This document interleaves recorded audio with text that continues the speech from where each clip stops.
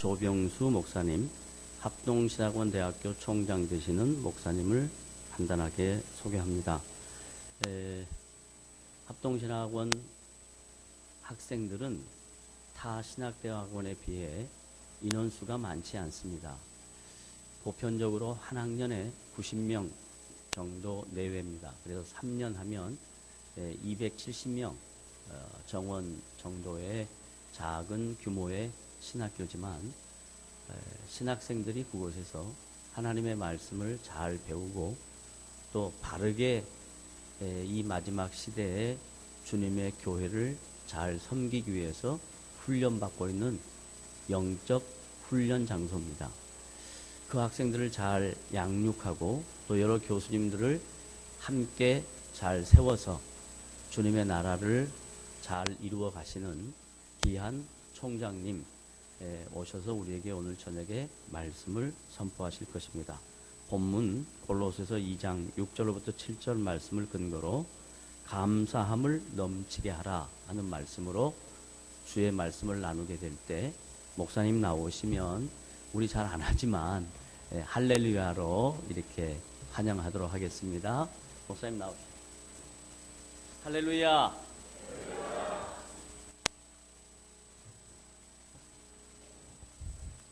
먼저 우리 존경하는 김기용 목사님 만나 뵙게 돼서 감사합니다.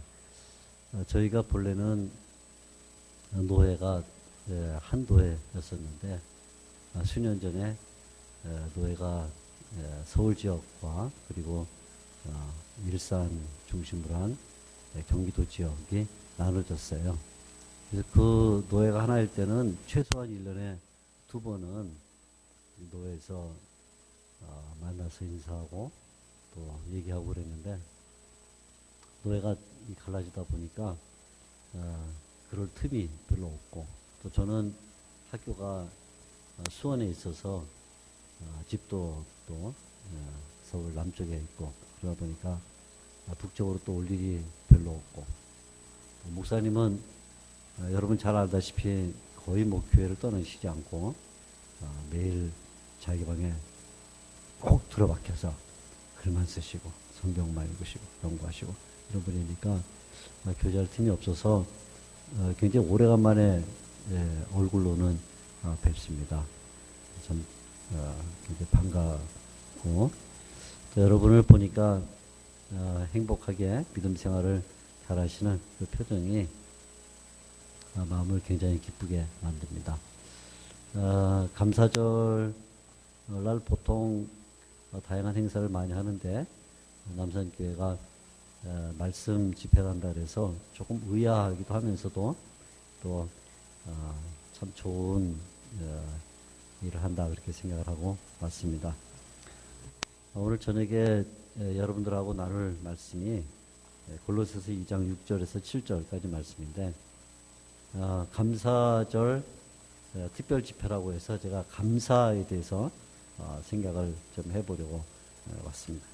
사실 이 본문은 오랫동안 제가 신학적으로는 주석도 하고 또 강의도 하고 했던 본문인데 이 2장 7절 끝에 감사함을 넘치게 하라는 이 본문이 설교로는 저도 한 번도 안 해봤어요.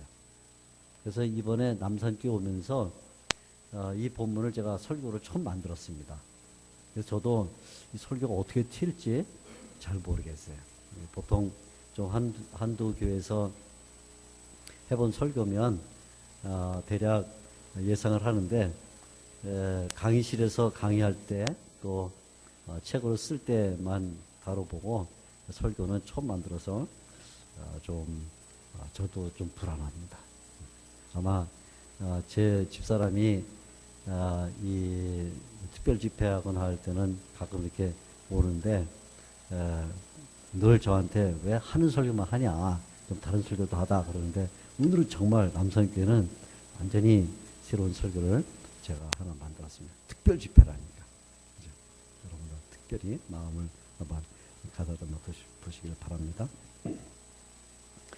성경을 읽어보면 성경은 처음부터 끝까지 감사를 말하고 있다. 이렇게 표현해도 과언이 아닙니다.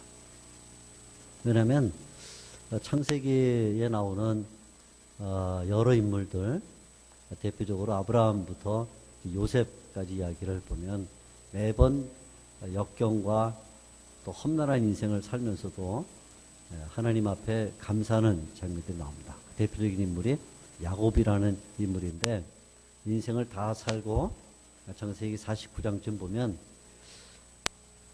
세상을 떠날 즈음에 자기의 자녀들을 불러놓고 마지막 유언을 주는 장면에 하나님 앞에 침상위에서 경배를 하는 모습이 나옵니다. 그 내용을 쭉 보면 하나님께서 그 험난한 인생 가운데 자기를 이끌어 주신 그것을 감사하는 그런 내용이에요. 그래서 형의 미움과 또 아버지의 축복을 강제로 빼앗아서 바단 아람으로 도망가는 중에 들판에서 돌베개 하나 세워놓고 기도했잖아요. 그렇죠? 근데 그게 하나님의 은혜 가운데 이루어져서 마지막에 12아들을 보게 된 그 장면을 놓고 감사하죠. 창세기가 처음부터 이 감사에 대해서 얘기를 합니다. 쭉 출애굽기에 모세가 감사하고 또 가나안 땅에 들어가 12지파가 감사하고 하는 이야기가 쭉 나오는데 마지막 그 선지서들을 읽어봐도 선지서에도 감사에 대한 내용이 굉장히 많이 나와요. 그 중에 이제 압권이 시편이죠.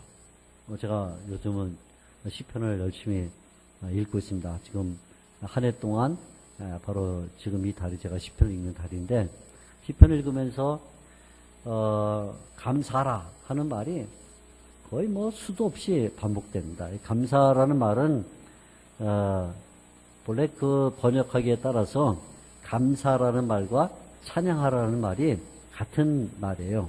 그게 어떤 문맥에서는 감사라 이렇게 번역이 되고 어떤 문맥에서는 찬양하라 이렇게 번역이 되는데 같은 말을 문맥에 따라 다르게 번역하는 것이 지나지 않습니다. 어떻든지 간에 감사라 하는 이 표현이 시편에 거의 압도적으로 많이 나오면서 대표적으로 이 감사를 말하는 성경이 시편 136편이죠. 아마 성경을 읽는 분들 가운데 이 시편 136편을 아주 좋아하는 분들이 있다고 생각을 합니다.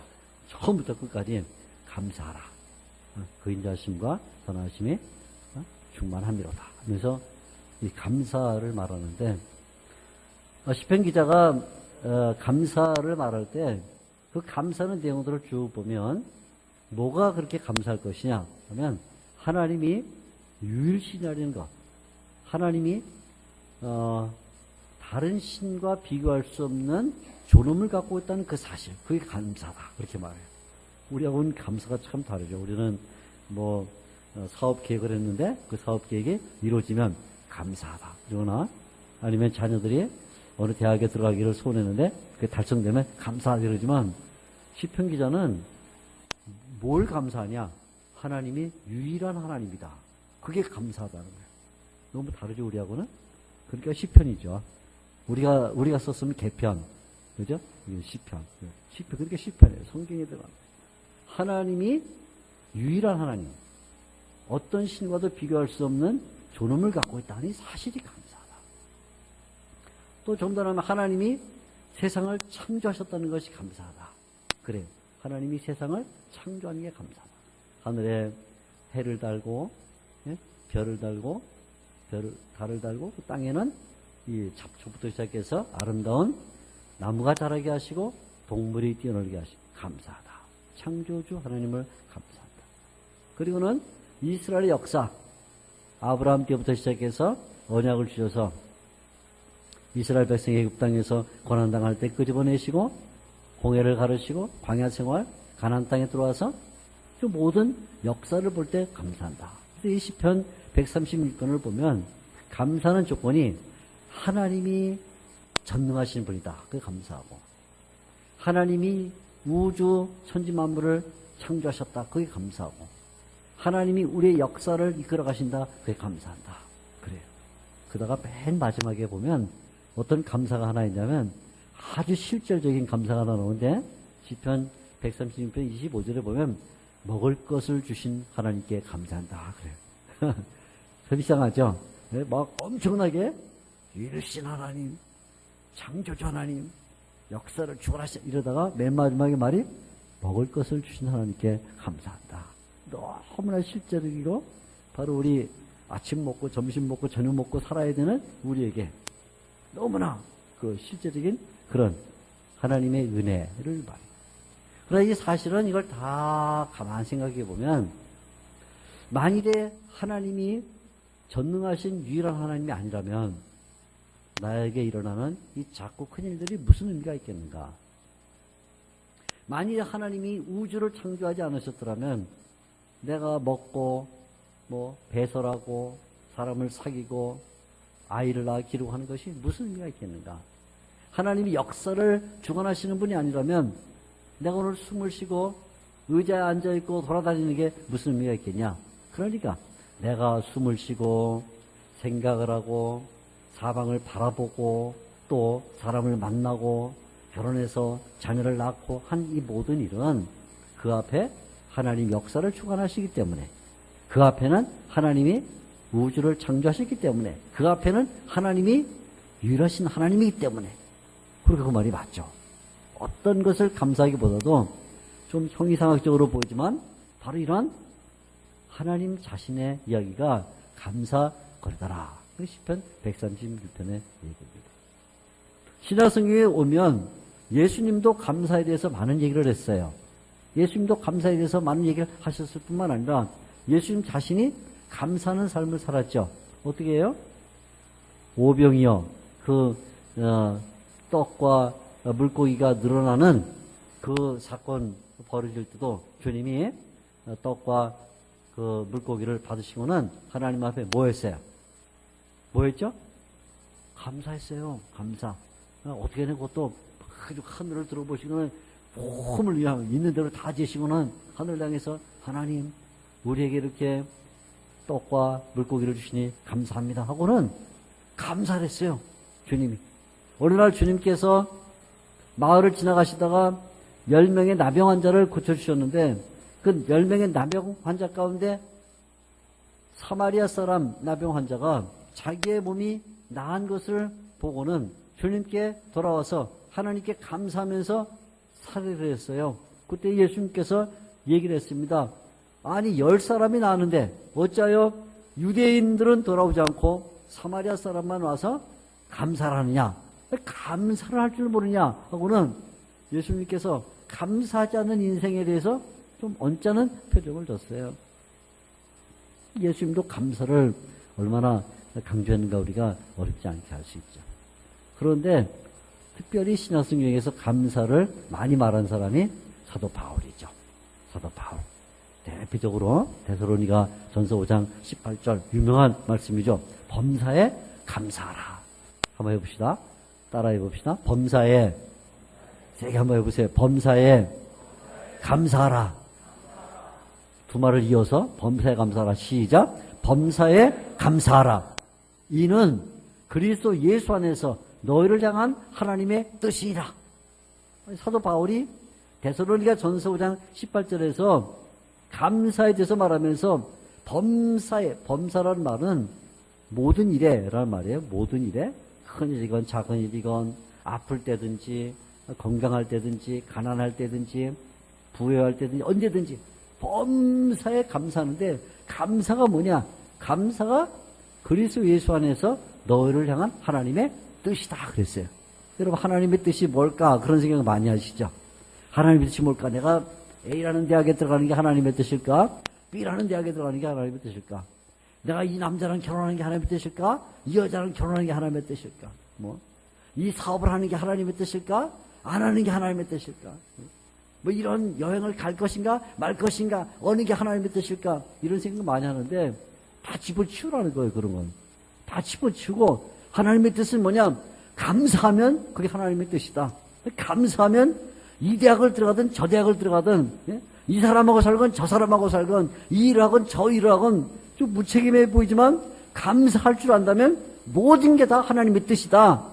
근데 감사를 안 하면 이 대학에 들어가도 불만, 저 대학에 들어가도 불만, 이 남자가 결혼해도 불만, 저 여자가 결혼해도 불만, 이 사업을 해도 불만, 저 사업을 해도 불만. 이건 하나님의 뜻이 아니다. 감사가 하나님의 뜻이다. 범사에 감사하라. 이는 그리스도 예수 안에서 너희를 향한 하나님의 뜻이다. 감사가 뭐예요? 하나님의 뜻이라는 거예요. 감사. 우리는 많은 경우에 하나님의 뜻을 안 따라 살아요. 네, 늘 불평과 불만과 원망과. 이스라엘 백성들이 애굽에서 나와서 홍해를 건너 광야에 들어갔을 때 10번 하나님에 대하여 아주 대적적인 일을 하는데 매번 불평과 불만이에요. 불평과 불만. 홍해 앞에 서게 되면 뒤에는 이집트 군사가 따라오고 앞에는 홍해 바다가 있으니까 하나님께서 이집트 땅에 매장지가 없어서 우리를 홍해에다가 그냥 수장하려고 우리를 불러내니까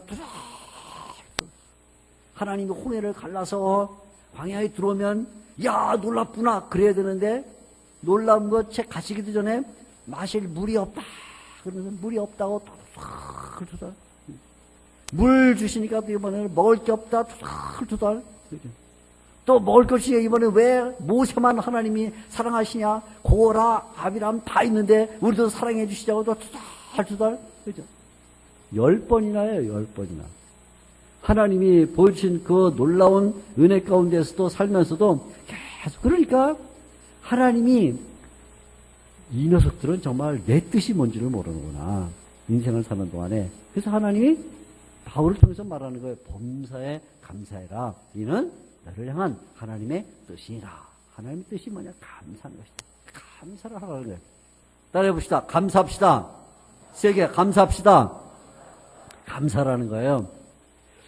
근데 제가 이렇게 성경에 보니까 정말 구약 성경에도 감사의 내용, 신약 성경에도 감사의 내용, 바울도 감사하는데 오늘 여기 이 6장 7절에 보면 2장 7절에 보면 감사하는데 어떻게 하냐면 감사를 어떻게 하라? 넘치게 하라는 게 감사를. 야, 이 말에 제가 이제 충격을 받았어요. 감사를 넘치게 하라. 아하, 감사를 하는데 감사합니다. 감사합니다. 근데 이게 아니고 감사를 어떻게 해요? 감사를 넘치게 하라. 감사. 넘치는 게 뭐예요? 넘치는 게 뭐예요? 넘쳐 본 사람만 알아요? 잔에다가 물을 따는데 물이 그냥 확 넘칠 때, 그죠? 화분에다가 물을 주는데 물이 그냥 확 넘칠 때. 이게 비가 너무 와가지고 밑에 이 맨홀이 뚜껑이 열릴 정도로 막 비가 오는 거 넘친다 이렇게 했어요. 넘친다. 감사를 넘치게 하라는 말은 잔에 물을 부을 때 물을 너무 많이 부어서 넘치는 것처럼 비가 너무 많이 와서 지하에 있어야 될 이 하수의 물까지 다 올라와서 길거리를 뒤엎어서 버스도 사람도 다닐 수 없을 정도로 물이 많게 만드는 게 넘치는 거예요. 감사를 넘치게 하라. 어디 여러분은 감사를 넘치게 하시는가요? 막 감사가 나를 압도해가지고 어디 할 수 없을 정도로 막 감사하는 그런 삶을 사는가요? 아니면 감사할 게 뭐 있나? 그렇지. 그냥 억지로 사는 거지. 인생 그냥 뭐 죽을 수는 없고 그냥 사는 거지. 뭐 이렇게 사시는 건 아닌가요? 사도 바울이 감사를 넘치게 하라. 자, 이 말을 들으면서 저는 생각했어요. 어떻게 감사를 넘치게 할 수 있는가? 이게 사도 바울이 오늘 우리에게 감사를 넘치게 하는 그 어떤 조건 아니면 상황 또는 내용에 대해서 우리에게 알려줍니다. 첫째, 감사는 신앙 고백을 전제로 할 때 그때 감사해요. 신앙 고백을 가지고 있으면 감사하게 됐어요. 여러분 우리가 읽고 있는 이 본문 말씀을 잘 보면 2장 6절부터 7절까지 한 문장입니다. 사실은 한 문장인데 2장 6절에 뭐라고 시작하냐면 이렇게 써요. 그러므로 너희가 그리스도 예수를 주로 받았으니 이렇게 말해요. 너희가 그리스도 예수를 주로 받았으니 그럼 맨 마지막 7절에 뭐냐면 감사함을 넘치게 하라. 가운데 거 다 빼놓고 말하면 가운데 거 다 빼놓으면 그리스도 예수를 주로 받았으니 감사함을 넘치게 하라. 감사함을 넘치게 하라 앞에 뭐가 있어요? 그리스도 예수를 뭐로 받아요? 주로 받았으니 감사함을 넘치게 하라. 이 감사함이라는 것은 그냥 감사함이 저절로 나오는 게 아니라 감사함은 언제 나오냐? 그리스도 예수님을 주님으로 받았다면, 예수님을 주로 믿는다면, 예수님을 주님으로 고백한다면, 그러면 감사함을 넘치게 하라. 그렇게 됐어요. 감사함을 넘치게 하는 그 일은 어디에서 생기냐? 예수님을 주님이라고 고백할 때만 감사함이 넘친다. 그런 얘기죠. 예수님을 주님이라고 고백할 때. 사실은 예수님을 주님이라고 고백할 때 감사함만 넘치는 게 아니라 그 외에 여러 가지가 있죠. 가운데 보면 2장 6절 마지막에 주로 받았으니 그 안에서 행하고, 그죠? 또 그 안에 뿌리를 받고 세움을 받고 교훈을 받은 대로 믿음에 굳게 서고, 그 다음에 감사함을 넘치게 하라. 이 말은 뭐냐면 우리가 어떤 행함을 하거나 아니면 뿌리를 받거나 세움을 얻거나 또는 믿음에 굳게 서거나 감사함을 넘치게 하는 이 일은 예수님을 주님으로 받지 않으면 그건 안 된다. 그런 말이에요. 바꿔 말하면 우리 그리스도인의 삶은, 예수 믿는 사람의 삶은 예수님을 주님으로 받지 않으면 모든 일이 다 의미가 없다는 거예요. 의미가 없어요. 의미가 없어요. 가끔 보면 기독교 교회에 속해 있고 기독교인이라고 말하면서도 입으로는 보면 늘 절망 가운데 빠져 있고 늘 불평과 불만하고 행복하지 않고 잘 다투고 사회적으로 문제 일으키는 이런 사람들이 있어요. 그 사람들은 우리가 뭘 의심해야 되냐면, 이 사람이 예수님을 정말 주님으로 받았는가, 그걸 의심해야 돼요. 예수님을 주님으로 받았는가. 누군가가 저한테 와서, 네, 선생님은 얼굴색이 왜 이렇게 안 좋으세요? 그러면 얼른 영양제를 먹거나 화장품을 얼굴에 바를 게 아니고 뭘 해야 되냐? 내가 정말 예수님을 주님으로 믿고 있는가, 그걸 확인해. 누가 저한테 와서 왜 그렇게 불안해하고 그렇게 떨고 그렇게 늘 원망과 불평 가운데 빠져있고 그렇게 불행해 보입니까? 그러면 내가 헬스클럽 가갖고 운동을 해서 혈기 왕성하게 이걸 해야겠구나 생각할 게 아니고 뭐 해야 되냐? 내가 예수님을 주님으로 받고 있는 게 아닌가? 라고 의심을 해봐야 돼. 그만큼 예수님을 주님으로 받는 것이 우리의 삶에 영향을 준다. 감사한다는 것, 감사함을 넘치게 하는 것은 예수님이 주님이라는 사실이 있다면 감사함을 넘치게 할 수밖에 없다. 그런 얘기예요. 그러면 물어보는 거예요, 여러분들한테. 예수님이 주님이라는 게 무슨 뜻이에요? 예수님이 주님이다. 뭐죠? 예수님이 주님이다. 막연하죠, 그죠? 저도 막연했어요.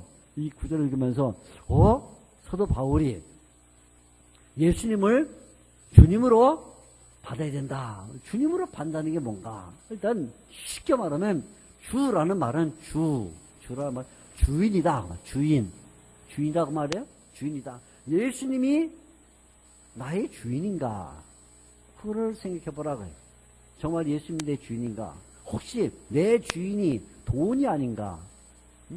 혹시 내 주인이 이 세상에 어떤 사회적 신분이 아닌가? 내 주인이 혹시 내 자식이 내 주인이 아닌가? 많은 사람들이 실제로 돈이 주인인 사람들 많죠? 그래서 돈이 시키는 대로 인생을 살아가요. 인생을. 그렇죠? 어떤 사람은 사회적 신분, 명예, 그것이 자기의 주인이기 때문에 다른 것을 포기해서라도 그 사회적 신분, 명예를 얻기 위해서 따라가요. 한국 사람들 특별히 자식이 주인이라 그냥 자기는 못 먹고 자기는 못 써도 자식은 어떻게 잘 되게 하려고 하죠. 자, 물어보는 거예요. 과연 예수님이 나의 주인인가? 예수님이 나의 주인이기 때문에 내가 내 인생을 주님께 맡기고, 네? 주님께서 나에게 말씀하시는 대로 살고 주님이 뜻한 바를 잘 이해해서 따라가고 있는가? 그렇다면 감사함이 넘친다. 그래, 예수님이 주인이 아니면 그러면 감사함은 넘칠 수가 없다. 그런 말이죠. 이게 쉽게 말하면 그런 말이에요. 예수님을 주님으로 받았으며, 이런 말은 예수님이 주인인가? 예수님이 주인인가? 내 인생의 주인인가? 내 인생의 왕이신가? 그 말이죠. 그런데 이 골로새서를 잘 보면 골로새서에는 예수님을 주님이라고 말할 때 그냥 이렇게 상식적인 얘기를 하고 있는 게 아니에요. 골로새가 4장까지 있는데 1장부터 4장까지 쭉 읽으면 예수님에 대한 이야기가 나와요. 근데 예수님에 대하여 설명할 때 몇 가지 중요한 포인트를 가지고 얘기를 해요. 예수님은 어떤 분이냐? 예수님은 우리의 구속주다. 구속주다. 그래서 예수님이 주인이다. 그렇게 말해요. 예수님이 주인이라는 그 뜻은 예수님이 내가 본래는 죄인으로 세상에서 사탄에 매여서 죄의 노예가 되고 사망 가운데 빠져서 죽을 수밖에 없는 그런 인생이었는데 예수님이 내 대신 십자가에 달려 죽으심으로써 그분의 피값으로 내가 하나님의 자녀가 됐다. 그게 예수님을 주인이라고 부른다는 거예요. 그게 골로새서 1장 20절에 나오는 말씀인데 사도 바울이 예수님을 주인이라 이렇게 부를 때는 그분이 십자가에 달린 그 피로 나를 사셔서 내가 하나님의 자녀가 됐다. 그래서 그분이 내 주인이다. 이걸 믿을 수 있냐는 거예요. 자, 여러분에게 묻습니다. 예수님이 여러분을 위해서 십자가에 달려 죽으셨다. 그걸 믿습니까? 그거 안 믿으면 안 되죠. 그건 뭐 기본의 기본이죠. 그죠? 그걸 아멘 해야죠. 그걸 아멘. 아, 예수님이 내가 본래는 죄인의 자리였고, 네? 내가 본래는 죽을 수밖에 없는 인생이었는데, 근데 예수님께서 십자가에 달려서 죽으신 그 피값이 나를 구원해서 하나님의 자녀가 되게 했다. 어떤 분들은 이게 복음 전도를 해보면 전도할 때 뭐 여러 가지 전도 방법이 있는데 뭐 전도 폭발도 있고 사역료도 있고 뭐 해. 어떻든가 뭘 쓰든지 간에 전도하다가 꼭 피해갈 수 없는 게 뭐냐면 선생님은 죄인입니다. 이걸 얘기할 수밖에 없어요. 그래야 구원을 받는다고 얘기하지 않겠어요? 선생님은 의인입니다. 그럼 전도해서 뭐 하겠어요? 그러니까 결국은 무슨 얘기를 하든지 간에 한 번은 선생님은 죄인입니다를 얘기할 수밖에 없어요. 뭘 쓰든지 간에. 그러면 대부분 사람들이 다 화를 벌컥 내요. 뭐 내가 무슨 죄인이야 내가. 우리 마을에서 나만큼 깨끗한 사람 나와보라고 해. 그러면서 내가 무슨 반을 훔쳤어. 내가 술을 훔쳐 먹었어. 막 이러면서 대부분 선생님은 죄인입니다. 그러면 화를 벌컥 냅니다. 화를 벌컥. 이 동네에서 나만큼 깨끗한 사람 나와보라 그래. 저 김씨, 씨, 박씨, 조씨 다 나쁘면 나는 얼마나 청렴 결백한지 이러면서 보통 얘기를 해요. 그래서 성경이 사람을 죄인이라고 말하는 것은 사람이 무슨 도적질을 했거나 사기를 쳤거나 사람을 후렸거나 아니면 때려서 무슨 구탈했거나 살인을 했기 때문에 죄인이라고 말하는 게 아니에요. 성경은 우리에게 죄인이라고 말할 때 그건 다 나중 문제예요. 왜 죄인이냐면 인간은 아담이 타락한 그로부터 그 상태로 그 신분으로 태어나서 아담의 그 상태를 벗어날 수가 없어요. 그래서 죄인이라는 거야. 마치 제가 성씨를 조씨로 갖고 태어나면 아무리 내가 다른 성씨를 바꾸려고 해도 바꿀 수 없는 것처럼 아담 이후로부터 우리가 가지고 있는 그 죄의 그 전통이 그대로 우리를 이 상태로 만들어버렸다는 거예요. 그래서 죄인이라는 거예요. 그런데 예수님이 십자가에 달려 죽으심으로써 그러한 모든 족보와 계보에 나타난 모든 일들을 일말에 해결해 주셔서 하나님의 자녀로 만드셨다. 야, 그러니까 이 말은 뭐냐면 지금까지 내가 어둠이라는 영역, 죄라는 영역, 사탄의 굴레라는 영역에 살았었는데 예수님이 십자가에 달려 죽으신 그 사건으로 말미암아 이제는 어디로 옮겨졌냐? 빛이라는 영역, 생명이라는 영역, 하나님의 자녀라는 영역으로 바뀌었다는 거예요. 우리가. 그걸 사도 바울이 바로 이 골로새서에서 얘기를 해요. 자, 성경 한 장 앞으로 가보겠습니다. 골로새서 1장 13절 말씀을 보겠습니다. 골로새서 1장 13절 앞절을 보면 바로 그것을 얘기를 해요. 주님이다. 예수님을 주님으로 받는다. 그게 무슨 말인가? 1장 13절. 자, 한번 크게 읽어볼게요. 한 절이니까. 그가, 시작. 그가 우리를 흑암의 건세에서 건져내사 그의 사랑의 아들의 나라로 옮기셨으니, 뭐 했어요? 옮겼다는 거예요. 우리 옮겼어요. 우리가 본래는 죄의 영역, 악의 영역, 죽음의 영역, 어둠의 영역에 있었는데 예수님이 십자가대를 죽으신 그 일로 말미암아 내가 하나님의 아들의 나라로 옮겨졌다는 거예요. 옮겨졌어요. 그리고는 이제는 하나님의 아들 예수님과 깊은 교제관계 속에서 그분의 은혜를 맛보면서 살게 됐다는 거예요. 그 속에 들어와 보니까 예수님 안에는 모든 비밀과 모든 지식이 가득한데, 거기 들어와 보니까 내가 전에는 알지 못하던 놀라운 것들을 보기도 하고 맛보기도 하고 만나기도 하면서, 전에 내가 예수를 알기 전에 있었던 지식과는 완전히 다른, 예수를 알기 전에 살았던 삶의 방식과는 완전히 다른 삶의 방식으로 들어와서, 야, 그걸 보니까 밖에 이제는 이 예수를 알지 못하는 사람들이 그 모습이 너무나 불쌍해. 너무나 안 됐어. 그게 무슨 갑자기 사회적 신분이 바뀌었거나 아니면 지식이 갑자기 많아지거나 돈이 많아서 생긴 게 아니라 예수를 구주로 믿느냐 안 믿느냐에 따라서 영적 환경이 확 바뀌어버린 거예요. 영적 환경이. 그래서 이제 나는 어디에 들어왔냐면 하나님의 아들 예수님의 나라, 그 영역에 들어와 살아. 전에는 저 밖에 있었는데 이 안에 들어와 살아. 그래서 이 안에서 저 밖을 보니까, 야, 찬바람이 불고 춥고 어둡고 침침하고, 예? 너무나 안 됐어요. 오늘 제가 우리 남산교회 와서 목사님하고 잠깐 얘기도 나누고 또 우리 장로님하고 이렇게 식사도 하고 그러는데, 제가 딱 몇 가지 눈치를 챘어요. 전 눈치가 빠르거든요. 그래야 살아남기 때문에 눈치가 빠르. 몇 가지 눈치 챘냐? 우리 목사님이 커피를 좋아하시는구나. 그죠? 좀 아시는 분도 있고 모르시는 분도 있는 거 같은데, 전 벌써 딱 눈치를 챘어요. 이게 보통 고수가 아니구나. 커피를 좋아하는구나. 또 하나는, 음악을 좋아하는 거. 우리 장로님도 보니까 음악을 딱 벌써 그냥 자동차 시동 걸자마자 그냥 베토벤 피아노 콘서트가 막 나오는데, 음악을 좋아하는 분들이 여기 좀 있구나. 저도 커피를 좋아해요. 저도 아마추어로 음악을 좀 좋아하는 편이에요. 근데 편이에요. 할 줄 모르고 그냥 편입니다. 편애를 하는 거죠. 그러니까 하는데, 예를 들어 보세요. 제가요, 큰 바람 한겨울에 영하 20도, 예? 칼같이 막 바람이 부는데 막 달달 쳐갖고 집에 들어왔어요. 들어왔습니다. 들어오니까 우리 집 따뜻해요.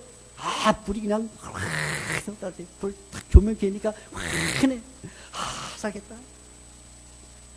오바를 벗어서 소파에다가 착 집어 던지고는 커피를 꺼내가지고 갈아. 물을 끓여. 필터를 놓고 내려. 그동안에 앰프를 틀어. 그러면 음반을 빼. 그러면 레코드판을 말이에요. 놓고는 음악을 들어요. 모차르트, 바이올린 소나타. 커피를 들어서 마시면서 은은하게 들리는 바이올린 소나타를 듣는데, 밖을 내다보니까 행인들이 얼마나 춘지 영하 10도 칼바람에 막 모자가 날아갈까봐 모자를 잡고, 오바깃이 막 터질라 막 붙잡고 장갑을 끼고 막 그런데 저는 뭐 하고 있어요? 따뜻한 방에서 커피를 마시며 모자를 들으면서 되게 추운가 보다. 조금 전에는 어땠어요? 제가 그리스도였지만 이 온화한 방에서 마시는 커피를 마시며 음악을 들으며, 야, 밖이 되게 추운가 보다. 그게 감사야. 그게 감사. 영역을 바꿨다는 거. 내 상태가 바뀌었다는 거. 자네는 나도 죄의 영역에서, 사망의 영역에서 죽을 수밖에 없는, 그래서 그 칼바람 같은 추위 속에서 떨 수밖에 없는 그런 신세였는데, 하나님의 아들 예수 그리스도께서 십자가에 달려 죽으신 그 피의 값으로 내가 그 추위에서 따뜻한 방으로, 그 어두운 데서 밝은 곳으로, 죽음에서 생명으로 옮겨서 이 온화한 방에서 커피를 마시며 음악을 들으며 밖을 볼 수 있다는, 그게 뭐냐면 그게 감사라고요. 그래서 예수님을 주님으로 받아야만 감사가 있다. 주님을 받아야만. 예수님을 주님을 받지 않으면 영역이 바뀌지 않기 때문에 감사가 날 수가 없다. 계속 찬바람을 맞으면서 불평과 불만하는 것처럼 살아갈 수밖에 없다. 그래서 감사함을 넘친다 하는 것은 사도 바울의 말대로 하면 뭐가 필요하냐? 신앙 고백이 필요하다. 어떤 신앙 고백? 예수님이 주님이시다라는 신앙 고백이 있어야만 내가 감사함을 넘칠 수가 있다. 그렇게 말했어요. 감사함을 넘치려면 예수님에 대한 분명한 신앙을 고백해라. 그렇게 말하고 있어요. 그런데 오늘 이 말씀을 보면 또 재밌는 것은, 우리에게 감사함을 넘치는 첫 번째 조건이 예수님을 주님이라고 고백한다는 바로 그 사실에 있다. 이렇게 말하면서도 이 감사함은 따지고 보면 이제는 매일 일상생활 가운데서 일어나는 것이다. 그렇게 우리에게 알려주고 있어요. 그건 어떤 특별한 일이 있을 때, 내가 하마터면 교통사고 날 뻔했는데 어떻게 해서 이래 싹 피해서 살았다. 감사하다. 이런, 아니면 내가 무슨 폭탄이 막 떨어지는데 나한테 안 떨어지고 그냥 옆에만 떨어져서 나는 살았다. 그래서 감사하다. 이럴 수도 있지만, 감사라는 것은 그렇게 특별한 상황이 벌어져서 감사가 아니라 일상생활 가운데 우리의 삶 그 자체가 감사의 조건이 된다. 그렇게 말해주고 있어요. 일상적인 삶이 감사의 현장이라는 말이에요. 그래서 감사한다는 말은 우리의 매일 생활을 동반하는 거예요. 그거 어떻게 알 수 있어요? 여기 2장 6절부터 7절까지를 보면, 그래서 처음에 2장 6절에는 그리스도 예수를 주로 받았으니, 7절 맨 마지막에는 감사함을 넘치게 하라. 사이에 여러 가지 말이 들어있어요. 뭐라고 들어있어요? 주로 받았으니 그 안에서 행하되, 행한다는 말은 그 안에서 산다 그 말이에요. 그래서 살아요. 사는 게 뭐예요? 밥을 먹고요, 양치질하고요, 또 사람을 만나고요, 또 일을 하고요, 사업을 하고, 또 집에 들어 밥을 먹고, 또 양치질하고, 텔레비전 보고, 신문 보고, 그냥 그게 사는 거야. 사는 거. 네?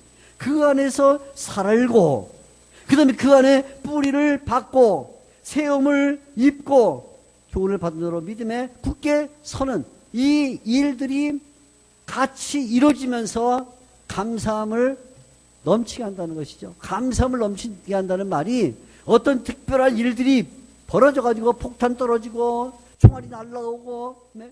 자동차가 부딪힐 뻔하고 사업이 망할 뻔했는데 살아나고, 이런 특별한 일들이 일어나서 감사가 넘치는 게 아니라 우리가 살고 있는 이 삶의 현장 가운데 감사함이 넘친다 그래요. 감사함이 넘쳐. 그래서 주님 안에서 사는 것, 생활하는 것, 행한다고 말이죠.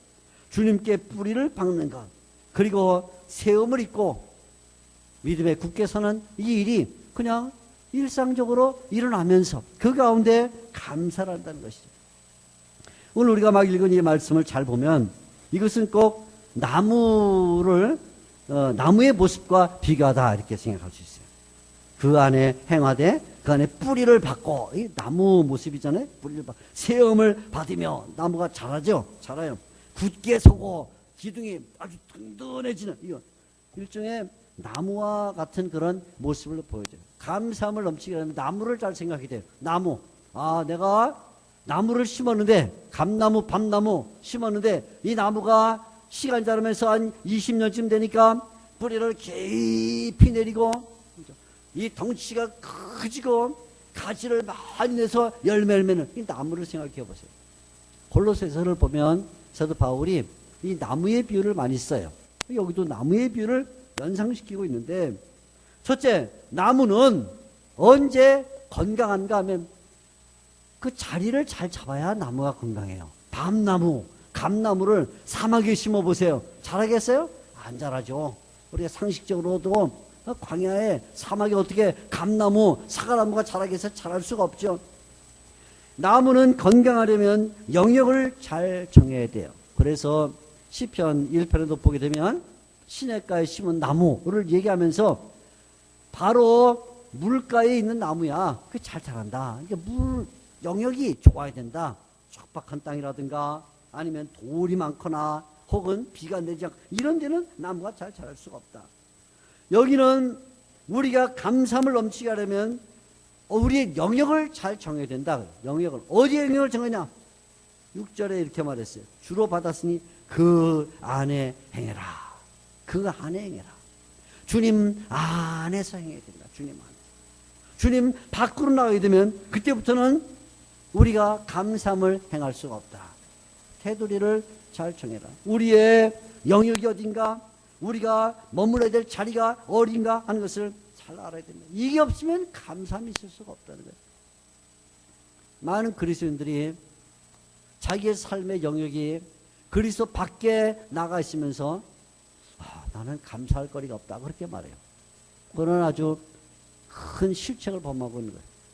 영역을 그리스도 안에 있으면 항상 감사해요. 왜냐하면 마치 나무가 좋은 위치에 자리를 잡고 있으면 자라는 것처럼 그 믿음이 자라고 신앙이 깊어지고 하나님을 바라보게 되기 때문에 그렇게 돼요. 그래서 우리 신자들이 삶의 영역을 잘 정하는 것이 중요한데, 그러다 보니까 사도 바울이 그것을 미주알 고주알 우리에게 알려줬어요. 이렇게 하면 안 된다, 저렇게 하면 안 된다. 지금 우리가 2장을 읽었지만 3장 5절부터 보게 되면 쭉 그 얘기를 해요. 이런 대로 빠져들면 안 된다. 이게 너희가 감사하지 못한 이유다. 3장 5절에 보면 이렇게 말해요. 그러므로 땅에 있는 지체를 죽이라. 음란과 부정과 사욕과 악한 정욕과 탐심, 그거는 안 된다. 그거는 감사할 수가 없다. 여기 나오는 말이 음란과 부정과 사욕과 악한 정욕과 탐심을 죽여라. 좀 더 나가면 다시 또 8절 중반에 보면 이제는 너희가 이 모든 것을 벗어버리라. 분함과 노여움과 악의와 비방과 너희 입에 부끄러운 말이라. 거짓말, 이런 거죠.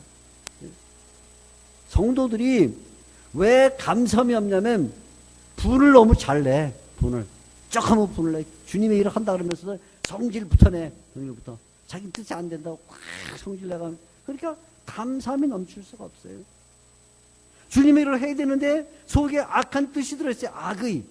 내가 어떻게 하면 이 일을 가지고 내가 사람들에게 칭찬을 받을까, 어떻게 하면 내가 존경을 받을까, 자기 이기심, 주님의 일을 해서 결국은 자기의 배를 채우려는 생각을 해요. 그러니까 그게 감사함이 될 수가 없어요. 거짓말, 늘 거짓말을 많이 하면 그 감사가 될 수가 없어요. 그러니까 사도 바울이 그 안에 행해라 하고는 우리의 행동 반경을 아주 구체적으로 알려주는데, 그 구체적인 게 뭐냐면 이런 세상의 사람들이 행하는 것 같은 그런 악한 행동, 그 영역에 빠져들면 안 된다.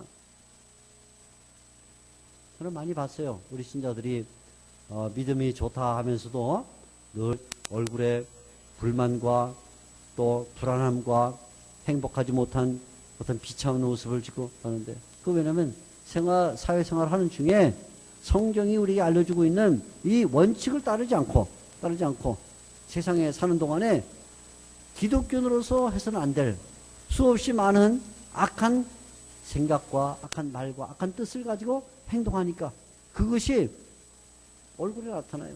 감사할 수가 없죠. 여기 사도 바울이 우리에게 처음에 말하는 게 감사함을 넘치게 하려면 영역을 잘 정해라. 오히려 이 영역을 벗어나면 안 된다. 또 하나는 감사가 넘치려면 뿌리를 내려야 된다. 뿌리를. 여기서 말하죠. 주 안에 뿌리를 박으며, 뿌리를 박아라. 뿌리를 박아야 된다는 말은 예수님께서 어느 날 비유를 말씀하실 때 씨 뿌리는 자의 비유라는 걸 말씀했어요. 어떤 농부가 나가서 씨를 뿌리는데 어떤 씨는 길가에 뿌려졌다, 어떤 씨는 돌짝밭에 뿌려졌다, 어떤 씨는 가시덤불에, 어떤 분은 좋은 땅에 뿌려졌다. 그때 어떤 씨는 돌밭에 뿌려졌는데 이 돌밭에 뿌려진 씨는 태양이 뜨거워지면 그냥 말라서 죽는다 그랬어요. 말라 죽는다. 왜냐하면 돌밭이기 때문에 이 씨앗이 뿌리를 내릴 수가 없어. 뿌리를. 힘이 약해서. 뿌리를 내리기도 전에 태양이 내리쬐니까 감당을 못해서 말라 죽었어요. 뿌리를 내릴지를 못했어요. 그러니까 아무 효력이 없는 거죠. 이게. 우리 믿음도 마찬가지예요. 뿌리를 내려야 되는데 뿌리를 내리지를 못하고 있으면 감사를 할 수가 없어요. 뿌리를 내린다는 말은 무슨 말일까요? 주님과의 관계가 심화되어야 된단 말이에요. 주님과의 관계가 심화돼서 주님의 말씀을 좋아하고 하나님 앞에 기도를 하고 또 자기의 마음을 주님 앞에 진솔하게 내놓고 주님과 생명력 있는 살아있는 관계가 맺어져서 그 주님을 굳게 믿고 주님께 자기가 연합되어 있는 주님께 소속된 이런 자세가 있어야 된다 그런 말이죠.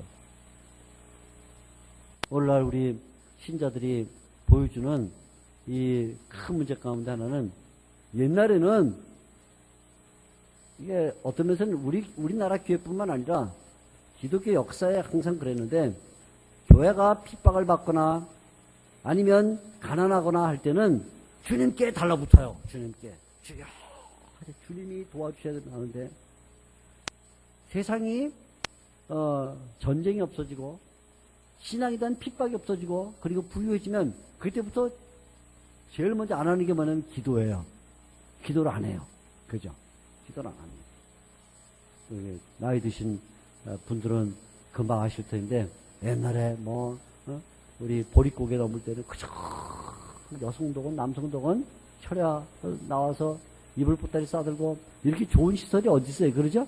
그냥 정말 그냥 바람이 그냥 이 벽을 타고 들어오는 그런 추위 때도 이불 싸들고 와서 밤에 기도를 했어요. 나라를 위해서 기도하고 가정을 위해서 자신을 위해서 목사님을 위해서 교회를.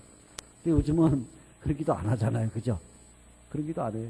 그냥 다들 퍼져갖고 그냥 기도 안 하고. 왜요? 기도할 일이 별로 없어요. 너무 행복해요. 지금 행복해요. 그래서 이 사탄의 수법을 잘 보면 사탄이 초대교회 때는 교회를 망가뜨리기 위해서 때렸습니다. 교회를 핍박, 로마의 핍박, 무슨 이방인들의 핍박, 유대인의 핍박해서 기독교를 신앙을 망가뜨리기 위해서 이 인생 채찍으로 때렸습니다. 그래서 기독교인들을 이리 쫓고 저리 쫓고 정치없이면도 그랬어요. 그런데요, 사탄이 그렇게 막 기독교인들을 때려가지고 말해요. 핍박을 주니까 기독교인들이 이리저리 흩어져가지고 도리어 신앙생활을 더 잘해. 그죠? 핍박이 오면 올수록 가난하면 가난할수록 다 주님께 매달려서 주님 아니면 안 됩니다. 그러니까 이 근대에 들어와서 현대에 들어와서 사탄이 전력 정권을 바꿨어요. 어떻게 바꿨냐? 기독교인들도 행복하게 만들어. 배가 부르게 만들고 잘 살게 만들고. 그래. 그럼 뭐예요? 아이고 이거 배가 부르니까 기도할 일이 없어. 행복하니까 기도를 안 해. 그죠? 사탄이 아주 지금 뭐 하냐면 박수를 쳐. 박수. 내 전법이 진짜 잘 맞는구나. 누구를 보고? 오늘날 현대 기독교인들을 봅니다. 뿌리를 내리지 못해요. 뿌리를 내려서 예수님과 관계가 깊어지고 예수님께 소속이 되고 예수님과 연합을 하고 그분에게 매달리는 이 관계 심화가 있어야 되는데 관계 심화가 안 일어나요. 우리 오늘도 이 말씀 듣기 직전에 바로 찬송 부르는 게 예수님이 포도나무고 우리가 가지다 찬송을 불렀는데 예수님께 달라붙어서 그분에게서 오는 그 진액이 우리를 살려야 되는데 그 관계가 맺어지지 않아요. 그러니까 감사가 일어나지 않는다는 말이에요. 세 번째는 나무처럼 우리 기독교인들이 세움을 받아야 된다는 거예요. 세움을. 이게 말이에요. 세움을 받아라. 세움을 받아라. 세움을 받아서 점점점 자라야 돼요. 마치 어떤 건물을 지면 건물을 지을 때 시간이 지날수록 벌써 저렇게 컸네? 언제 저렇게 건물이 다 자랐지? 하고 시간이 지나면 자라는 것처럼 기독교인의 믿음이 시간이 지날수록 건장하게 자라야 되는데 자라질 않아요. 10년이 지나도 20년이 지나도 계속 바닥에 있어요. 바닥에. 아무리 봐도 자라질 않아. 조금 자란 것 같기도 한데 자랐는가 안 자랐는가 알 수가 없어. 신앙이 안 자라. 매일 똑같아. 그죠? 그러니까 그런 상황에서는 감사가 나올 수가 없다. 감사는 믿음이 자라야 된다. 자라야 된다. 그래서 사도 바울이 이 골로새서에서 하는 말이 뭐냐면 늘 위의 것을 찾으라 그래요. 여러분 바로 뒤에 있는 3장 1절을 보면 유명한 말씀이죠. 골로새서 3장 1절. 그러므로 너희가 그리스도와 함께 다시 살리심을 받았으면 위의 것을 찾으라. 위의 것을 찾으려면 어떻게 해야 돼요? 그냥 육체적으로 물체적으로 말해도 위의 것을 찾으려면 어떻게 해요? 위를 쳐다봐야 되죠. 그죠? 어저께인가 그저께인가 미국에서 우주선 사업하는 그 우주선 하나가 올라가다가 터졌어요. 테이크업 하자마자 금방 그냥 박살이 나서 조종사 한 명 죽고 한 명은 엄청난 중상을 입었는데 그거 사진이 올라왔어요. 사진이. 그 사진을 찍었을 때 그 사람은 어디를 보고 있었을까요? 이렇게 보고 있었을까요? 밑에? 여기 터졌는데 이렇게 사진 찍었을까요? 아니죠. 어떻게 했겠어요? 당연히 위를 보고 있었겠죠. 그러니까 사진을 찍은 거예요. 밑을 보고 있으면 사진을 찍을 수 없겠죠. 물리적으로도 위의 것을 찾으려면 위를 봐야 돼요. 저 위에 별이 어떻게 생겼는가, 네? 구름이 어떻게 생겼는가, 새가 어떻게 날아가는가, 위의 것을 찾으려면 위를 봐야 되는 거예요. 영적으로도 마찬가지예요. 우리가 성장하려면 늘 주님을 바라보고, 네? 보좌에 앉으신 그 주님에게 마음을 뜨고 그 주님을 향해야 되는데 우리 눈이 어디에 떨어지냐면 세상의 물질에, 세상의 명예에, 세상에 자기 배를 채우는 그 모든 일에 눈이 떨어져 있으니까 믿음이 자랄 수가 없어요. 자랐던 믿음도 점점 더 떨어져요. 믿음만 쳐다보고 있으니까. 그러니까 사도 바울이 위의 것을 찾으라. 위의 것을. 주님이 무엇을 우리에게 말씀하시는가 한 것을 찾아야 그 사람의 키가, 믿음의 키가 성장한다. 그 말이죠. 우리가 주님이라는 테두리에서 살고 주님에게 뿌리를 받고 그리고 우리의 믿음의 키가 주님에게까지 도달하도록 위의 것을 찾으려면 해야 될 일이 하나 있다. 사도 바울이 그렇게 말합니다. 뭘 해야 되느냐? 이런 일이 그냥 저절로 일어나느냐? 절대로 저절로 안 일어난다는 거예요. 그래서 여기에 한마디를 덧붙였어요. 7절에 이렇게 말합니다. 그 안에 뿌리를 박으며 세움을 받아 교훈을 받은 대로 말을 썼어요. 교훈을 받은 대로 우리가 이런 믿음의 영역을 정확하게 정하고 정을 정할 뿐만 아니라 그 뿌리를 밑으로 박고 그러는 그 나무가 위로 솟구쳐 자라려면 반드시 기독교인들에게 필요한 것이 있는데 그게 뭐냐면 교훈을 받아야 된다. 교훈. 교훈이 뭘까요? 하나님의 말씀을 배워야 된다. 하나님의 말씀을 배워야 된다. 하나님의 말씀을 배워야 다른 영역이 무엇인가를 알고 하나님의 말씀을 배워야 뿌리를 내리고 하나님의 말씀을 배워야 그 믿음의 키가 자라게 됐다. 교훈을 받아야 된다. 이 말 속에는 여러 가지 의미가 들어있어요. 성도들이 성경을 사랑해야 된다. 성도들이 성경을 사랑해야 된다.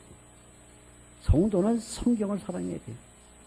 눈이 나쁘건 좋건 성경을 가까이 하고 최소한 하루 동안 읽어야 될 분량을 읽으려고 노력을 하고 또 교회가 다양한 방식으로 성경을 이해시키기 위해서 제공하는 양식들이 있어요. 우리 목사님이 보니까 정말 성실하셔서 주부에다가 매주간 하루치 양식을 저도 그렇게 못 해봤어요. 그렇게 하려면요 목사는 죽어야 돼요. 근데 어떻게 살아계신가 모르겠어요. 제가 보기에는 글로 써야 되는데 장난도 아니고 말이에요. 그죠? 그림 넣는 것도 아니고 그랬습니다. 저랬습니다. 아까지 점 찍고 그랬습니다. 점 찍고 이러고 써야 되는데 그래갖고 나눠주잖아요. 지금. 그죠? 그럼 그걸 뭐 해야 되겠어요? 어떻게 해요? 그걸 뭐 해야 돼요? 뜯어갖고 벽지로 발라요. 그래요? 손주한테 비행기 접으라고 줘요? 그러라고 주시는 거예요? 그거를 성도들이 읽고 이 본문 말씀에 이런 뜻이 이런 말씀이 들었는데 그 뜻은 이것이니까 새겨서 읽어보고 예? 성도들끼리 만났을 때 또 읽어보고 새벽기도 또 읽어보고 예? 그것을 읽어서 주님께서 오늘 이 본문을 가지고 나에게 이런 말씀을 주시는구나. 그럼 그 말씀을 붙잡아야 영역이 확실해져야 돼. 영역이. 내가 이 영역을 넘어가면 안 된다. 그런 믿음이 뿌리를 내리고 그 성장을 하는데, 성경을 도통 언제 읽었는지 기억이 안 나. 도통 성경을 언제 읽었는지 기억이 안 나요. 골로새서가 왜 골로새서인지, 골로 가라고 해서 골로새인가 보다 이렇게 생각하고, 도대체 무엇 때문에 몰라. 너도. 그러니 이게 어떻게 영역이 정해지겠어요? 영역이 어떻게 뿌리를 내리고 성장을 하겠냐고. 여기 골로새 교회는 사도 바울이 말씀을 가르쳤습니다. 사도 바울이. 그리고 이 골로새는 사도 바울의 제자인 에바브라는 사람이 가서 성경을 가르쳤어요. 그럴 때 너무나 잘 배웠어요. 그래서 1장, 자 보겠습니다. 1장 7절, 1장 7절을 보면 이런 말이 들어있어요.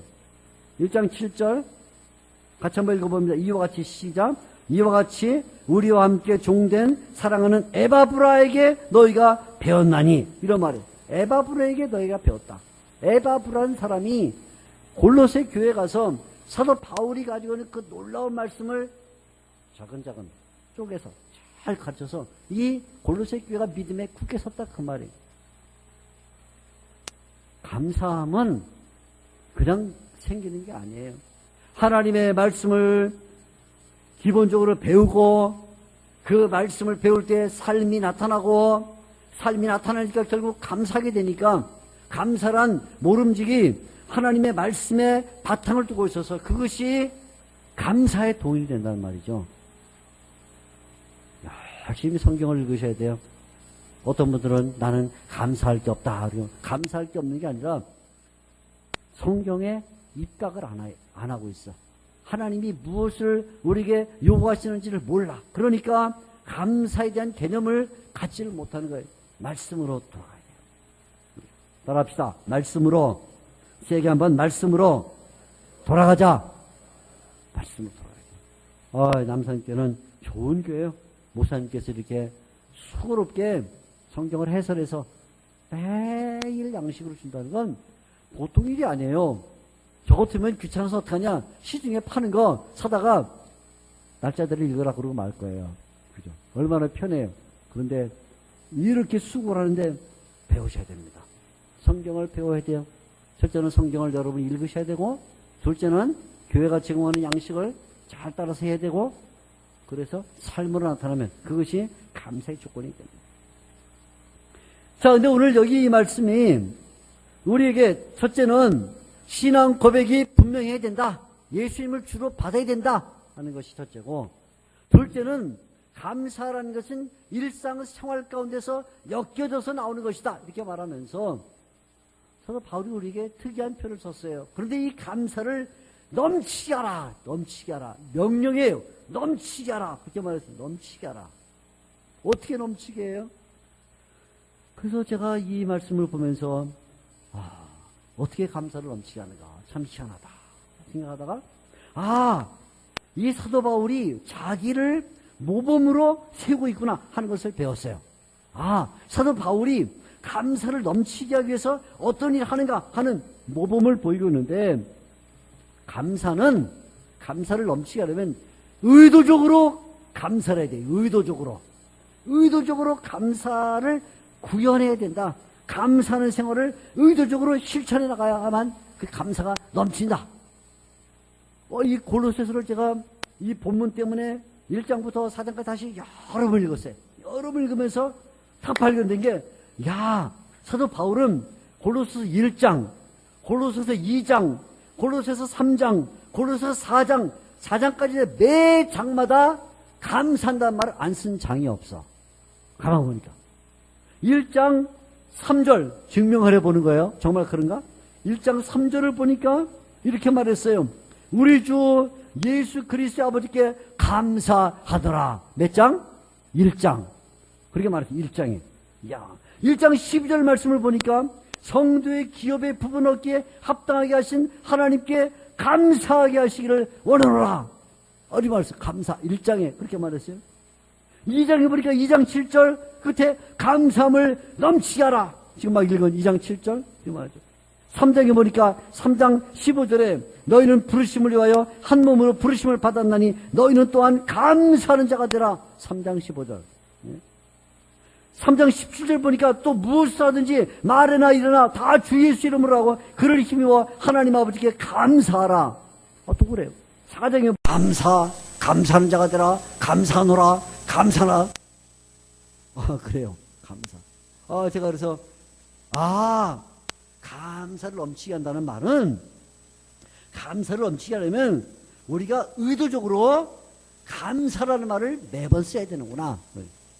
감사해야 되나? 매번 감사해. 무슨 일이 있든지 간에 감사하군요. 고맙습니다. 하나님 감사합니다. 시편이 바로 그거예요. 시편 136편. 한마디 하고 감사하고 한마디 하고 감사하는데 감사가 입에 뱄어. 그렇게 감사가 넘치는 거예요. 자꾸 감사를 하다 보니. 제가 대학 막 들어갔을 때 대관령 지역에 자원봉사를 큰 교회를 갔었어요. 친구들 몇 사람하고 자원봉사를 갔는데, 그때 그 대관령 지역에 아주 조그만 교회에 이제 우리가 숙식을 거기서 하면서 성경학교도 하고 뭐 봉사도 하고 그랬는데, 그때 그 교회 정말 목사님인데 젊은 목사예요. 30 우리가 대학 1학년 2학년 때니까 20살 막 넘었을 때니까 그래도 나이 많아 보였지만 한 30, 이제 막 목사 된 지 얼마 안 되는 그런 분이 거기 가서 목회를 하는데, 그 사모님도 30살 한두 살에 됐을까 이런 분인데, 믿음이 정말 좋아 보여요. 왜 믿음이 좋아 보이냐? 지금은 대관령이 뭡니까? 동계올림픽 한다고 많이 어떻게 변했지. 그땐 진짜 깡촌이었거든요. 차가 어떻게 들어가는지 전기도 없고 믿음이 좋아. 그 산속에 들어와서 몇 안 되는 성도들을 목회한다고 거기서 그 추위 속에 갓난애기 한두 살 된 애 데리고서 살고 있는데, 믿음 정말 좋더라고요. 그런데 어느 날 그 사모님이 정말 믿음이 좋은 걸 어떻게 알았냐면, 저녁인데 일 다 하고 돌아와서 이제 우리가 회의를 하고 있는데, 그 사모님이 추우니까 뜨거운 식혜, 이거를 이제 끓여갖고, 추우니까 끓인 식혜를 이제 갖고 들어오는데, 너무 강원도 추운 집이니까 물이 조그매요. 이렇게 물이 조그매요.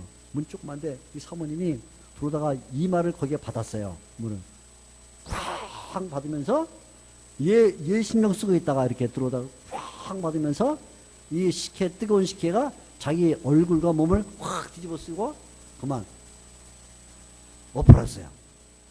그러니 사모님이 이마를 팍 쉬고 이걸 이렇게 하시면서 감사하다 그러더라고요. 그래서 제가 진짜 믿음 좋다. 저 정도는 돼야 되는데 믿음이, 그죠? 아니 저 같으면 에이쌍 이러거나 아니면 금방 청년들 빨리 자지 않고 말이 뭐하고 있어. 우리한테 화를 내거나 아니면 문턱한테 너를 왜 이렇게 낮아가고 이럴 텐데, 여기가 막 이렇게 의도 터져갖고 지금 그냥 터진 게 아니에요. 여기 신경쓰다가 그냥 부딪혔거든요. 꽝 소리가 나고 잔이 막 덜퍼서 자기 온몸을 적셨는데, 한번 일어나면서 감사하다 그러더라고. 그래서 제가 나 같았으면 어떻게 했을까? 난 지금도 그렇게 안 해요. 전 지금이라도 어떻게 집을 고치든가 이럴 텐데, 감사가 입에 배있구나. 감사. 근데 그러면서 관찰한 거예요. 그래서 낮에 며칠 동안 관찰하는데 정말 감사해. 정말 그 추운 지역에 그 젊은 사모가 손발이 다 뜨고 얼굴이 막 다 상했어요. 젊은 사모가 애를 먹이지를 못해갖고 애가 얼마나 안쓰러운지 몰라요. 남편이 옷 입고 있는 목사님의 그 모습이 정말 저 사람이 목상 갈 정도 그렇게 해요. 우리한테 대접하는 게 고작해 뭐냐면 감자. 한 번은 감자 쪄서 주고, 한 번은 감자 삶아서 주고, 한 번은 감자 구워서 주고, 한 번은 감자로 국수를 만들어 주고, 한 번은 감자를 으깨갖고 전 부쳐 주고, 한 번은 감자를 수제비 떠갖고 주고, 아침, 점심, 저녁 일주일에 다 감자야. 감자밖에 안 먹어. 그때 제가 알았어요. 강원도 사람들은 감자를 진짜 좋아하는구나. 철이 안 들어가지고 그것밖에 먹을 거 없는지 모르고. 그런데도 매번 맛있네, 맛있다. 자기가 만든 것도 감사. 어떻게 이게 가능하겠어요? 제가 관찰을 했어요. 관찰했더니 이분은 감사하려고 노력을 해. 자기 말로 감사. 모든 일에 감사를 해요. 감사. 네? 화를 내거나 아니면 짜증을 내거나 불만하거나 남편한테 우리 서울로 올라가자 그러거나 어쩐 이런 감사를 노력을 해. 그러니까 그게 감사가 넘쳐요. 그게 감사가 넘쳐요. 여러분 어떠세요? 여러분은 여러분의 일에 뭘 달고 다니니까 여러분의 입에 불만과 원망과 불평과 감사는 어디 있는지 찾아볼 래도 없고 감사가 넘칠 수가 없어. 사도 바울이 1장에도 감사, 2장에도 감사, 3장에도 감사, 4장에도 감사를 말하는 것은 스스로가 감사를 자꾸 말함으로써 감사를 넘치게 하고 있어요. 예수님이 주님이시고 일상생활이 감사의 현장이라면 예수님을 주로 받아서 일상생활 가운데 감사를 늘 말해야겠다 생각하고 있어요. 감사가 넘치는 거예요. 그리고 감사를 넘치게 하려면 의도적으로 감사할 거리를 찾아야 돼요. 감사할 거리를. 그냥 감사할 거리가 나는 없어. 이럴 게 아니라 도대체 뭘 감사할 것인가? 그는 감사할 거리를 찾아요. 사도 바울의 이 말을 보면 사도 바울이 감사하는 게 그게 너희에게 편지를 쓸 수 있으니 감사하다. 그 말이에요. 1장 3절. 내가 이 사도 바울은 지금 골로새 쓸 때 옥중에 있어요. 옥중에. 로마 옥중에. 로마 감옥에 들어있대요. 로마 감옥에. 지금도 로마에 가면 사도 바울과 베드로가 갇혔을 것이다 생각하는 그 감옥이 로마 한가운데 까삐 뚫린 언덕 그 박물관 바로 밑에 있어요. 지금도 다 구경할 수 있는데 가보면 여러 번 제가 갈 때마다 늘 뭐냐면 지하야. 이렇게 원형으로 이렇게 내려가 나선형으로 스파이럴 이렇게 내려가는데 내려가면 이게 벽이 촉촉해요. 이끼가 꺼 있어요. 때로는 독벌레도 있고 이렇게 그냥 내려갈 수가 없어서 난간을 붙잡고 내려오는데 직진 미끄러져. 바람이 안 통하고요. 네? 그러니까 공기가 좋을 리가 없죠. 햇빛은 1년 내내 한 번도 안 들어와요. 한 번도. 항상 습도가 있어요. 독벌레가 같이 살아요. 그러면 어떻게 되겠어요? 1년 안에 피부병이야. 나병이 생긴다고. 그러면 그 감옥에 들어있는 그 자체가 폐병이 되고 피부병이 되고 심장병을 일으키고 혈압문제 생기고 그냥 사용 안 당해도 죽는 거예요. 그 감옥 속에서. 근데 뭐가 그렇게 감사하냐고요? 뭐가 그렇게 감사해요? 사도 바울이 거기서도 성도들에게 편지를 쓸 수 있으니까 감사하다. 가만 생각해 보니까 우리가 다 하나님의 나라에서 성도의 기업을 받겠구나. 그거 감사하다. 찾는 거예요. 자기가 찾아요. 우리가 하나님의 교회를 위해서 한 몸으로 부르심을 받았다는 게 그게 얼마나 감사한가. 감사해요. 감사합니다. 내가 지금 이렇게 로마 감옥에 들어있지만 그러나 내가 지금도 성경을 암송하면서 찬송을 부를 수 있니 감사하다. 자기가 찾아요. 내가 성도들을 위해서 밖에 있는 성도들을 위해서 기도할 수 있으니 감사하다. 밖에 있는 자유로운 성도가 옥에 들어있는 바울을 위해서 기도하는 게 아니라 옥에 들어있는 옥중에 매인 바울이 밖에 자유로운 성도로서 기도한다고요. 자기가 찾는 거예요. 감사거리가 뭔가. 그게 무슨 그 지하 감옥이 뭐가 감사할 게 있어요. 뭐가. 내일 모레 상당할지도 모르고 아니면 1년쯤 되면 그냥 폐병 피부병 걸려 죽을지도 모르는데 뭐가 감사해요? 자기가 찾아요. 바울이 하나님의 은혜 가운데 골로새께 편지를 쓸 수 있구나. 우리가 비록 이스라엘에 죽어도 하나님의 나라에 들어가 성도의 기업을 얻겠구나. 우리가 교회에 한 몸을 줬구나. 네? 시와 찬미와 노래를 할 수 있으니 감사하고 지금도 내가 비록 이 자리에서 매여 있지만 기도할 수 있으니 찾는 거예요. 찾아보세요. 여러분 주위에 감사할 거리가 얼마나 많은가. 생명이 있으니 감사하고 네? 그렇죠. 가족이 있으니 감사하고 좋은 교회가 있으니 감사하고 좋은 목사님을 만나 신앙생활하니 감사하고 함께 신앙생활할 수 있으니 감사하고 네. 작든 많건 먹을 수 있으니 감사하고 잘 수 있으니 감사하고 모든 게 감사할 거죠.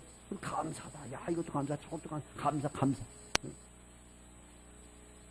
그런데 불평을 달고 살아. 불평. 나는 이게 없어 불평, 저기 없어 이게 안 돼 불평, 이렇게 안 되니까 불평. 또 불평만 하니까 더 불평이 많아져. 불평. 감사를 줄이지 말고 늘려야 돼요. 감사의 내용을 축소하지 말고 확장시켜야 돼요. 마음으로 감사를 다짐하고 눈으로 감사할 것들을 발견하고 입으로 감사를 말하고 그리고 손으로 감사를 실행하면서 사도 바울이 그랬다고요. 사도 바울이 감사함을 넘치게 했다. 게다가 사도 바울이 감사를 넘치게 한다는 것은 지금 당장에 아무리 찾아도 감사할 거리가 없으면 자기가 감사할 거리를 만드는 거예요. 자기 감사할 거리. 감사할 거리를 내가 만드는 거예요.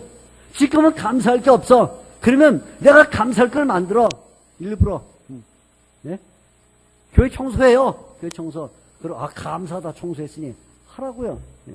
봉사해요. 봉사해서 아이고 감사하다 봉사할 수 있으니 누가 시켜서 강제로 하는 게 아니라 자기가 만들어서 하는 거예요. 사랑하는 성도들의 삶이라는 것은 주어진 것이지만 그러나 동시에 만들기도 하는 거예요. 어떤 인생은 주어졌기 때문에 사는 인생이 있어요. 주어졌기 때문에 사는 인생은 늘 불만 가운데 있어. 불만 가운데. 실험을 해봤어요.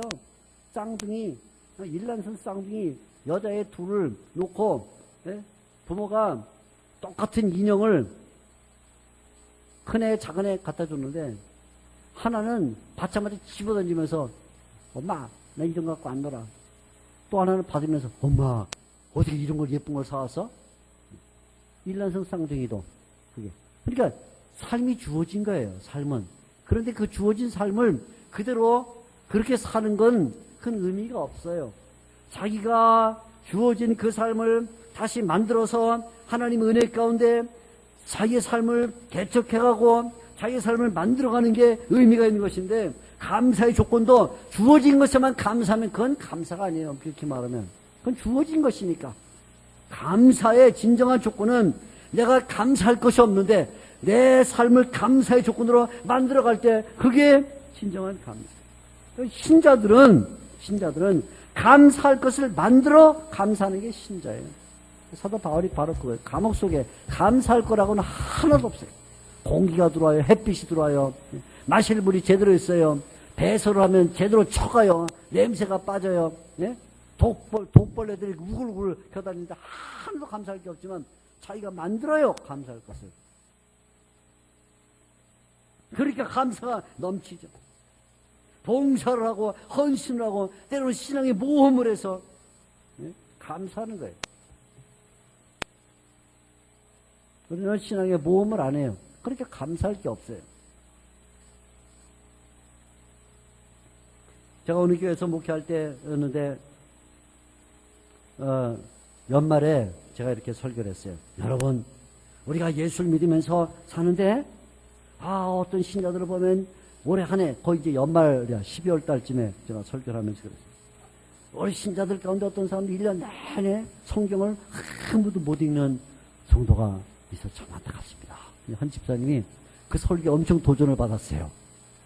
야 맞다 내가 올해 성경을 한 번도 못 읽었구나. 그래서 그 집사님이 연말에 저한테 와서 목사님 지난 몇 주 전에 설교하셨는데 그 성경을 1년에 한 번도 안 읽는 성도가 성도냐 그 말에 제가 충격을 받고 내가 1월달 되자마자 2달 동안 성경을 한번 다 읽기로 작심을 했습니다.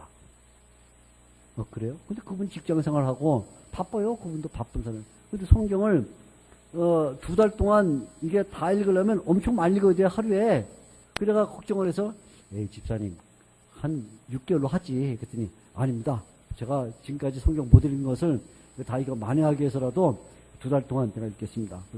그래서 이거 걱정은 되지 말게 해봐. 그래서 이제 시작을 했는데 한 달 지났는데 어느 날 주일날 교회로 왔는데 눈이 드라큘라가 돼서 와서 드라큘라 프랑켄슈타인 아세요?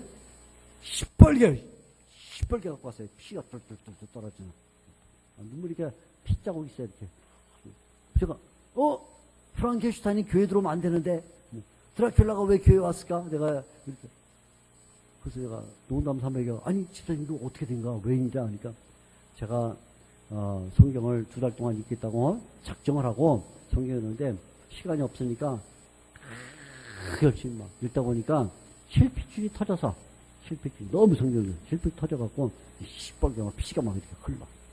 병원 갔어요? 병원 갔었어요. 의사가 뭐라 그래요? 성경을 읽으면 실명을 하니까 성경을 읽지 말래요. 성경을 신령하니까 성경 읽지 말래. 그래서 저도 목사로서 제가 그래 성경 읽지 마. 이상하지 마. 읽지 마. 제가 그랬어요. 근데 이 집사님이 목사님 둘 중에 하나입니다. 눈 멀든가 안 멀든가 둘 중에 하나입니다. 제가 해볼 거라고. 2달 동안 했어요. 2달 동안. 그런데 2달 동안 정말 성경을 다 읽었어. 그런데요, 감사하다는 게 저한테 하고, 목사님 감사합니다. 목사님이 연말에 그렇게 설교를 안 했더라면 제가 올해도 또 그냥 성경 한 번 안 읽고 갔을 텐데, 목사님이 그렇게 설교를 감사합니다. 목사님, 하나님 앞에 감사해요. 내가 눈이 실망될 줄 알았는데 안 됐으니 감사해요. 의사 선생님한테도 감사해요. 그 의사 선생님이 읽지 말라 그랬을 때 내가 그냥 순종했으면 그냥 시험에 넘어간 건데 내가 이겼으니까 그 의사 선생님한테 감사해요. 그래서 감사를 쭉 얘기하더라고. 그래서 내가 그때 맞다. 감사라는 것은 자기가 만드는 거지 감사가 저절로 오는 게 아니다. 감사거리가. 내가 모험을 해서 어떤 때는 눈이 실명될 정도로 실핏줄이 터지고 정말 문제가 생길 정도로 그렇게 모험을 해야 감사가 생기는 거지. 한 모험도 안 하고 어떻게 감사거리가 생기겠냐. 사도 바울이 이렇게 성도들에게 범사에 감사해라. 이는 그리스도 예수 안에서 너희를 향하신 하나님의 뜻이니라. 감사함을 넘치게 하라 등등등등 성경에서 감사하라 감사하라 말했던 것은 어떻게 보면 하나의 이유 때문이에요. 뭐 때문이냐면 자기가 신앙에 모험을 하고 있기 때문이에요. 신앙에. 때로는 유라굴라 태풍을 거슬러서 지중해를 가보기도 하고 때로는 산적, 동적 아니면 강의 위험, 맹수의 위험을 앞에 두고도 알면서도 그것을 도전하고 때로는 사형을 당하고 죽임을 당할 수 있는 위험에 있을 때 맹수와 싸워야 될 위험에 있을 때도 그걸 알면서도 그걸 도전했기 때문에 다 지나고 나니까 감사하다 그럴 수 있는 거예요. 감사함을 만든 거예요. 감사거리를. 감사함을 넘치게 한다는 말은 그냥 가만히 있으면 감사함이 넘친다 그런 말이 아니에요. 가만히 있는데 감사함을 넘치라 그렇게 할 수가 없다는 거예요. 감사하는 말을 어떤 상황이든지 하고 나쁜 사고가 났을 때 질병이 걸렸을 때도 감사하는 마음을 갖고 그러는 감사거리를 만들어 나갈 때 감사가 넘친다 그 말이에요. 사도 바울이 우리에게 주는 교훈이에요. 그러므로 사도 바울이 감사함을 넘치게 하라 하고 말했을 때는 예수님이 주인인 것을 믿는다면 우리의 삶의 현장이 감사의 현장이라는 것을 안다면 우리가 감사라는 것은 의도적으로 만들어가야 된다는 것을 믿는다면 감사함을 넘치게 하라. 우리 남성교 성도님들이 이 감사절을 맞이해서 말씀을 들으면서 여러분의 인생에 감사가 넘치기를 축복합니다. 여러분의 삶이 스스로 그냥 지쳐서 넘어지지 말고 하나님 앞에서 어떻게 하면 내 인생을 감사하는 인생으로 만들 것인가. 하나님 영광, 여러분의 삶에 감사가 넘치는 성도님들 되시기를 축원합니다. 기도하겠습니다. 하나님 아버지